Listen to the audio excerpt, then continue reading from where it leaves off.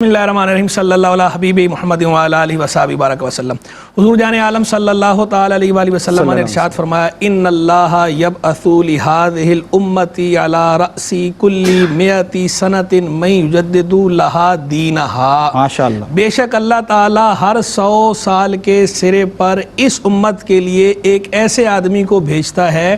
جو اس کے دین کی تجدید کرتا ہے۔ ہاد امیر کا مرجع امت ہے جو اس امت کے دین کی تجدید کرتا ہے، نشأت ثانیہ کا فریضہ سر انجام دیتا ہے۔ اچھا پہلے تو میں یہ عرض کر دوں کہ یہ جو تجدید کی اور مجدد کی بات ہے نا، بعض لوگ اس پر اشکال بھی پیش کرتے ہیں کہ جناب جب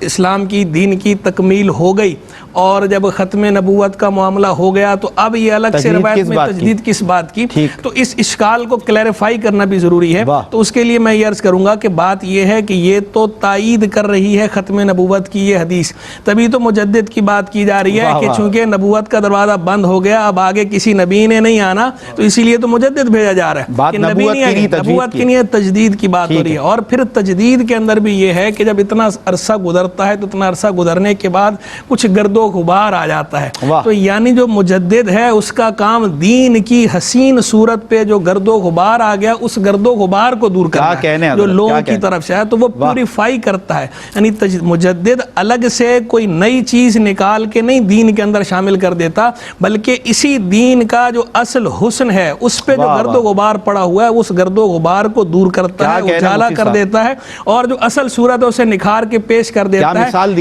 یعنی مجدد احیاء سنت کرتا ہے، سنت کو زندہ کرتا ہے اور اماتت بدعت کرتا ہے، بدعت کو ختم کرتا ہے، بدعت کو ختم کر دیتا ہے، سنتوں کو زندہ کر دیتا ہے۔ یہ مجدد کا کارنامہ ہوتا ہے۔ اور مجدد جو ہے وہ ایک صدی میں ایک ہی ہو یہ ضروری نہیں۔ حدیث کے اندر لفظ من استعمال ہوا ہے اور من کے اندر عموم ہے، من جو ہے اس کا اطلاق ایک پر بھی ہوتا ہے، من کا اطلاق جمع پر بھی ہوتا ہے۔ اسی وجہ سے جہاں شارحین حدیث نے اس کی تشریح فرمائی، باقاعدہ علماء نے تشریح فرما رکھی ہے کہ ایک صدی میں ایک مجدد بھی ہو سکتا ہے اور ایک سے زائد بھی ہو سکتے ہیں، خطے خطے کا فرق بھی ہو سکتا ہے اور اسی طرح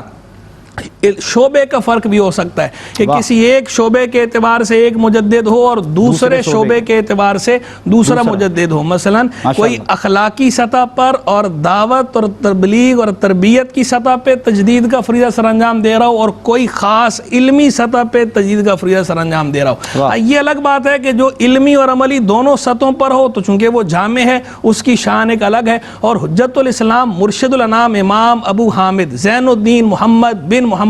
محمد غزالی رحمہ اللہ ہمیں انہی مجددین کی صف میں نظر آتے ہیں کہ جو ہر شعبے کے جامع ہیں، ہر سطح پر آپ ہمیں تجدید کا فریضہ سر انجام دیتے نظر آ رہے ہیں۔ فکری و اعتقادی سطح ہو، علمی سطح ہو، وہاں بھی امام غزالی تجدید کے کارنامے سر انجام دے رہے ہیں، اور عملی ہو، پریکٹیکل سطح ہو، یعنی ریشنل اور پریکٹیکل دونوں سطحوں پر امام غزالی رحمہ اللہ ہمیں تجدید کا فریضہ سر انجام دیتے نظر آ رہے ہیں۔ اور اسی فریضہ تجدید جو ان کے تجدیدی کارنامے آپ دیکھیں، امام غزالی رحمہ اللہ کا وصال ہوا 505 سنہ ہجریہ میں، اس وقت چل رہا ہے ابھی ہم جو گفتگو کر رہے ہیں لمحہ موجود یہ ہے 1444 سنہ ہجریہ۔ صدیاں گزر گئی ہیں، آج تک شرق و غرب میں امام غزالی کے تجدیدی کارناموں کی گونج سنائی دے رہی ہے۔ اور ان تجدیدی کارناموں میں سے میں اشارتاً اجمالاً جو ہے وہ چند ایک کا ذکر کر دیتا ہوں۔ ایک تو اس وقت آپ کی صدی کے اندر جس وقت آپ تشریف لائے ہیں ایک بہت بڑا فتنہ جو ہے پورے عالم اسلام کو اس وقت چیلنج درپیش تھا، وہ تھا ایک فرقہ تھا، فرقہ باطنیہ۔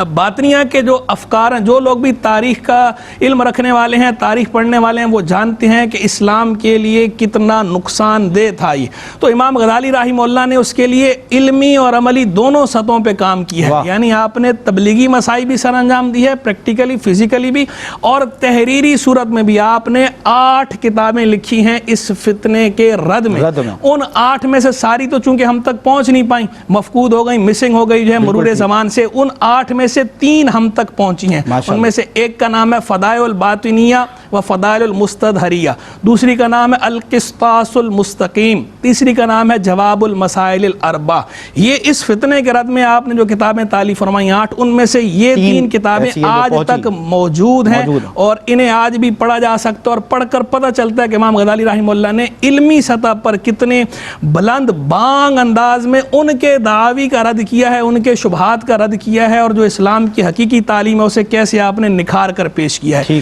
ایک دوسرا جو آپ کا مین کارنامہ جو ہے کہ اس وقت جو فلسفے کا چیلنج درپیش تھا پورے عالم اسلام کو، کہ فلسفے نے آ کے اس وقت جو کام کر رکھا تھا اس سے لوگ مروب ہوئے۔ اب علماء متکلمین وہ پہلے سے رد تو کر رہے تھے، لیکن وہ ان کا جو رد تھا وہ ایکسٹرنل کریٹیسزم تھا، خارجی تنقید تھا۔ امام غزالی کا کارنامہ یہ ہے کہ آپ نے انٹرنل کریٹیسزم سے کام لیا، داخلی تنقید خود اسی فلسفے کے اندر سے آپ نے نکال کے بتایا، انہی کے اصولوں کی روشنی میں کہ اس میں کہاں کہاں تضاد ہے اور اس کا مقدمہ کہاں کہاں کمزور ہے۔ ایک کتاب لکھی پہلے مقاصد الفلاسفہ جس میں ان کا بیان کیا، پھر اس کے رد میں کتاب لکھی تحافظ الفلاسفہ جس میں اس کا رد کیا۔ یہ امام غزالی کا دوسرا کارنامہ۔ اور آخری ایک تیسرا اجمالاً ایک بات کہہ دیتا ہوں کہ جو تصوف کے حوالے سے اور معاشرے میں جو برائیاں رائج تھیں ان کا آپ نے جو قلع کما کیا ہے، بے خوب ان سے اکھاڑا ہے انتہائی حکمت بھرے انداز میں۔ کیا بات ہے امام غزالی رحمہ اللہ کی، اللہ تبارک و تعالیٰ ان کے درجات کو بلند فرمائے۔